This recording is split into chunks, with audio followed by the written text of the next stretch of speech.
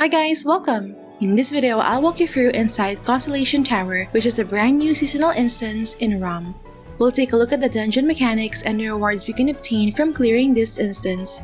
We'll also dive into the brand new Constellation Map development system. Alright, without further ado, let's begin.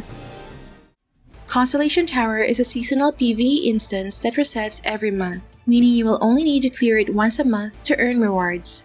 Just be reminded that once a new season has started, you will not be able to challenge the previous season and you can no longer obtain the previous season's rewards. Players who've reached base level 160 can enter Constellation Tower from the west side of the Endless Tower map or via the instance interface. The dungeon consists of 4 towers, which is divided into 5 floors each. The objective is to simply defeat all monsters within the given time limit to earn rewards for each level. The monsters here will become progressively stronger as you reach higher floors. Based on my experience, levels 1 to 4 can be cleared pretty easily using Liu Shing as solo DPS. However, level 5 is impossible for my Liu Shing to clear solo due to the high final damage reduction of monsters and the time restriction. Hence, teamwork is required if you want to clear the 5th floor of each tower.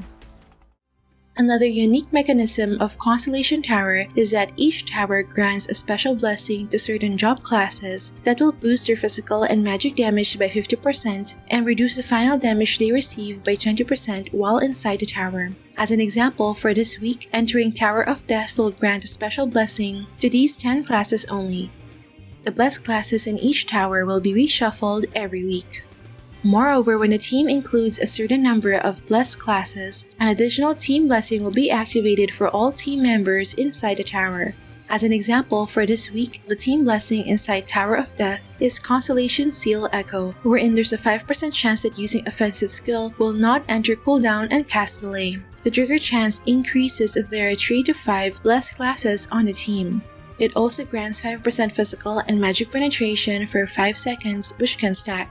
Take note that Team Blessing is calculated based on the number of types of job classes that enter the dungeon, meaning duplicate classes are only counted as 1. This mechanic encourages players to diversify their team composition for a more efficient run.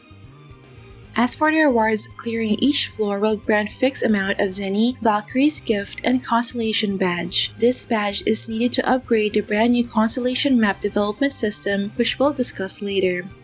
In addition, clearing the 5th floor of each tower will grant a Black Flame Lightning Shard. Merging 4 of these shards will grant this unique fashion item. Thus, if you're able to successfully clear all 20 floors per season, you will obtain a total of 600,000 Zenny, 20 Valkyrie's Gifts, 52 Constellation Badges, and 4 Black Flame Lightning Shards. Take note that clearing each floor does not consume combat time, and each floor's rewards can only be obtained once per account each season. Lastly, let's take a look at the Constellation Map development system.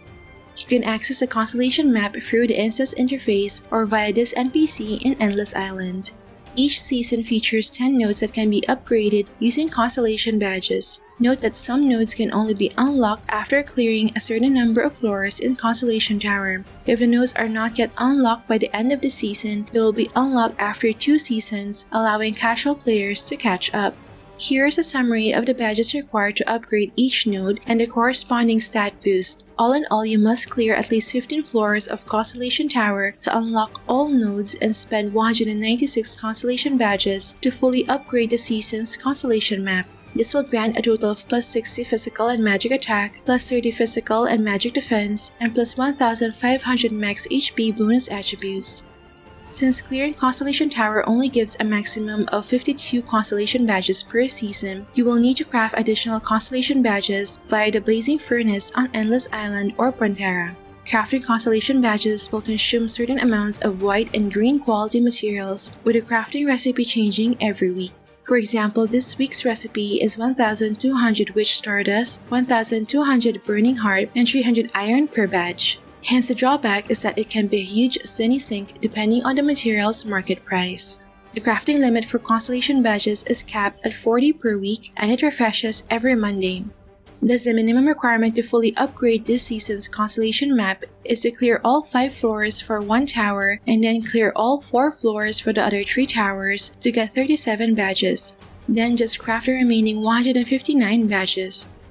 However, it should be noted that unused Constellation badges will be automatically converted into Constellation badges previous season at the start of the new season. These converted badges can only be used to upgrade nodes of the Constellation maps of previous seasons. Hence, players should manage the crafting of their badges accordingly if the month doesn't begin on a Monday.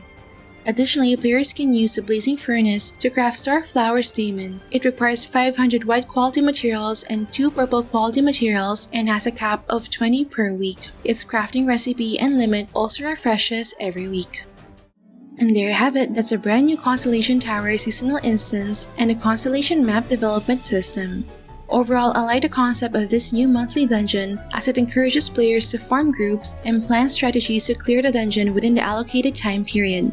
The rewards also incentivize players who plan to play for a long time. However, the amount of Zenny investment needed to craft badges every week is pretty steep, which can be discouraging for casual players. What do you guys think of ROM's Constellation Tower? Share your thoughts in the comment section below. Alright, that's it for this video guys. Don't forget to like if you enjoyed watching this guide. If you're new here, I would love you to consider subscribing by hitting the subscribe button down below. I would love to have you back. Thank you for watching and see you in our next episode.